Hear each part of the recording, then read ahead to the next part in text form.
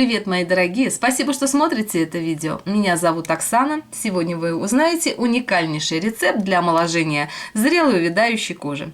Эту маску вы можете приготовить в домашних условиях, потому что, я уверена, все компоненты у вас есть под рукой. Маска подходит для всех типов кожи. Если вы используете компоненты, входящие в состав этой маски впервые, то проверьте свою кожу на аллергенность. Перед маской, перед нанесением на кожу лица, нанесите на запястье либо на сгиб локтя. Через 7 минут смойте. Если у вас нет покраснения, аллергии, то маска идеально вам подходит. Маска подходит для всех типов кожи. Сделайте эту маску 2 или 3 раза в неделю, и ваша кожа будет выглядеть как после очень дорогого салона. Для достижения наилучшего эффекта сделайте эту маску в вечернее время. Все вечерние процедуры хорошо работают также и в ночное время, в тот момент, когда ваша кожа отдыхает. После применения этой маски обязательно поделитесь своим впечатлением и напишите свой отзыв в комментариях. И давайте приступим. Для сегодняшней маски нам понадобятся простые доступные ингредиенты. Возьмите мед. Возьмите, конечно же, мед натуральный. Если у вас мед слегка засахарился, то подержите его на водяной бане так, чтобы он слегка размяк и чтобы процесс приготовления был более комфортным. Нам понадобится 1 чайная ложка меда.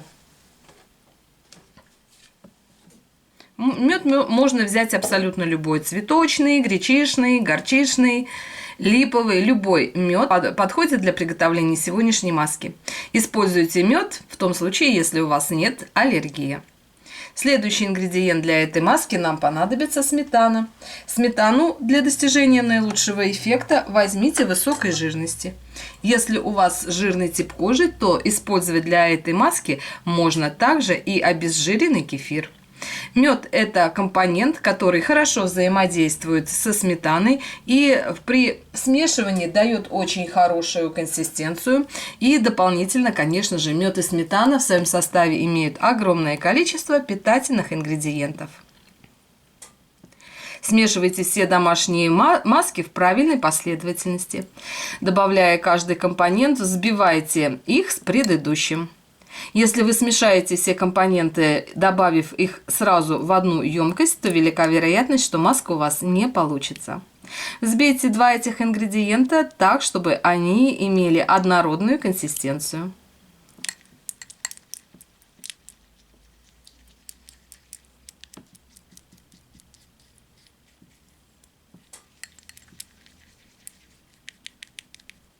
Должна получиться приятная однородная консистенция.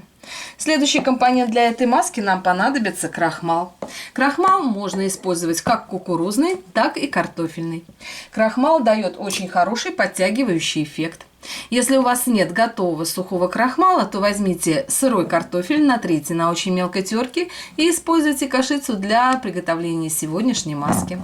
Крахмал – это наилучший компонент, который очень хорошо уплотняет кожу, дает очень хороший подтягивающий эффект в момент подсыхания. Возьмите также 1 чайную ложку крахмала. Крахмал возьмите без горки. Также тщательно взбейте все компоненты. Крахмал и предыдущие ингредиенты очень хорошо взаимодействуют между собой. В момент смешивания домашних масок не торопитесь.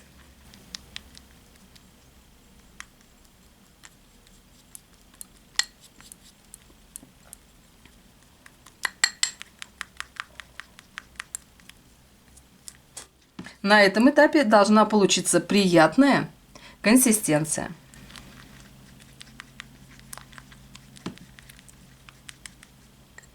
Следующий ингредиент для этой маски нам понадобится косметическое масло. Можно взять косметическое масло, которое подходит к вашему типу кожи. Также вы можете использовать для этой маски и косметическое масло домашнего приготовления. И на своем канале я показывала, как вы самостоятельно можете приготовить масло из лепестков роз, из листьев подорожника, из листьев мяты. Если вы не знаете, как это сделать, можете зайти в плейлист и посмотреть порядок приготовления домашнего косметического масла. Нам понадобится 5 капель.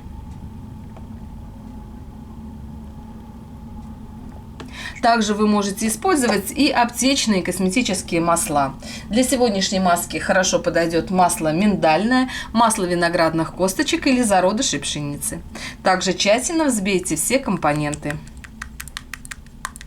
Косметическое масло в сочетании с предыдущими ингредиентами будет очень хорошо смягчать кожу.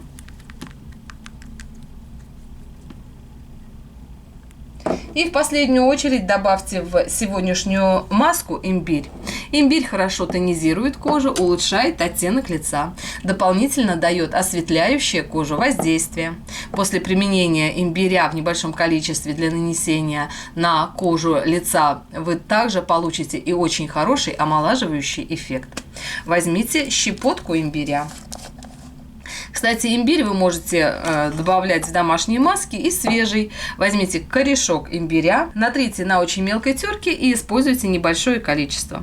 Для сегодняшней маски нам понадобится совсем вот щепотка, совсем небольшое количество имбиря. Я люблю использовать для домашних масок именно сухой имбирь, так как он имеет более мелкий помол и очень хорошо взаимодействует с другими ингредиентами. Также тщательно взбейте все компоненты, чтобы не было комочков. И имбирь хорошо и равномерно распределился с предыдущими ингредиентами.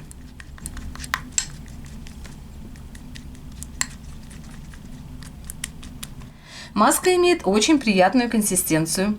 Эту маску можно хранить в холодильнике в закрытом виде до 5 дней и использовать в недельном уходе. Наносите все домашние маски на подготовленную кожу.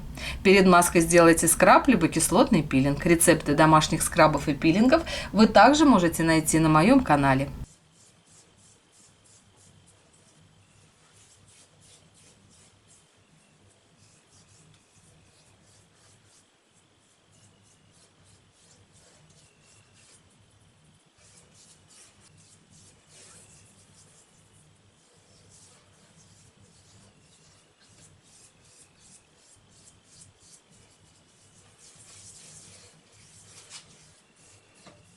Наносите эту маску по кожным массажным линиям, это линии наименьшего растяжения кожи. Наносить маску нужно в 2 слоя. После нанесения первого слоя маска очень быстро впитается, поэтому сразу нанесите второй слой. Держать маску нужно не более 20 минут.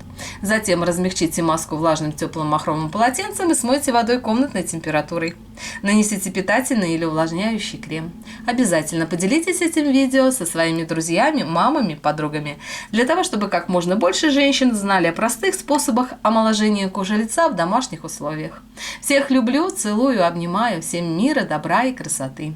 А с вами была Оксана. Увидимся в следующем видео. Всем всего хорошего. Пока-пока.